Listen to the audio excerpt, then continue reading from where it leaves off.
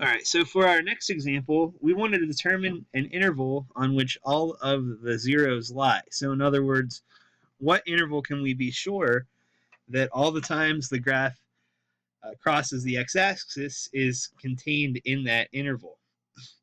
So the first thing we're going to want to do is look at the graph. So I have this function here, x to the fourth plus x cubed minus 7x squared minus x plus 6, which you can graph on your graphing calculator, and it should look something like this. So you can see the graph pretty clearly crosses around -3 and +2.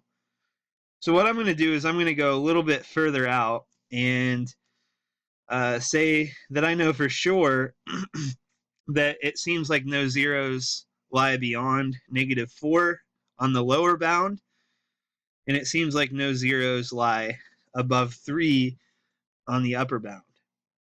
So if I try dividing this function by my lower bound, -4, and then I put my coefficients 1, 1, -7, -1, and 6 in, this is what I'll find. So I get 1 when I bring it down. That gives me -4. And then I get 12, which gives me a +5. -4 times -5 is -20, which will give me -21. And then when I multiply these two, I get a positive 84.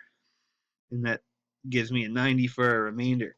Now, the important thing to look for your lower bound is that each of these answers in the bottom have alternating signs. So you can see I go from positive to negative to positive to negative to positive. That tells me that I can be sure that -4 is a lower bound. Now, when I test my upper bound, 3, and put those same numbers in, I should find something a little bit different for my upper bound. I get 3, and I get 12, I get 14, and I get 3 times 14 is 42, I get 48. Notice that those are all positive numbers going across, and that's the key that I need to see to understand that this is a good upper bound. So therefore, I can know for sure that all of my zeros lie between 4 and 3. Now, could you have chosen other numbers such as like 3.5, or I'm sorry, -3.5 and 2.5? Certainly, but I just decided to choose these since they were integers. And like I said, you can test any of those integers as long as they follow these two rules, you can know for sure that your zeros will be between those two numbers. Now, you might be wondering why we just went through all that work in finding an upper and a lower bound.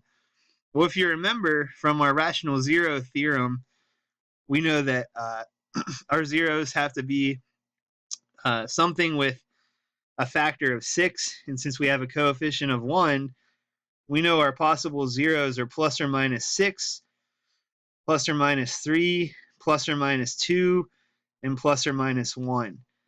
Now, what this interval tells us is that -6 is too low and +6 is too high because it's not within this interval.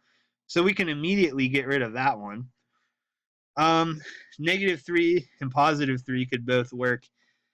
-2 is within the interval and +2 is within the interval, and the same with plus and -1. So really, it only got us rid of the ±6, but sometimes it can get rid of a lot more factors than that.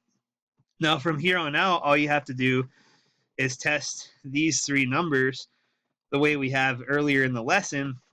But from our graph, you can clearly see that -3, -1, 1, and 2 all appear to be zeros. So we'll say -3, -1, +1, and 2. Those are my zeros, and then my interval on which they lie is -4 to 3, but you can choose any interval that works according to the two rules. Now go ahead and try this example out and see if you can come up with an interval based on those two rules that works, and also figure out the real zeros.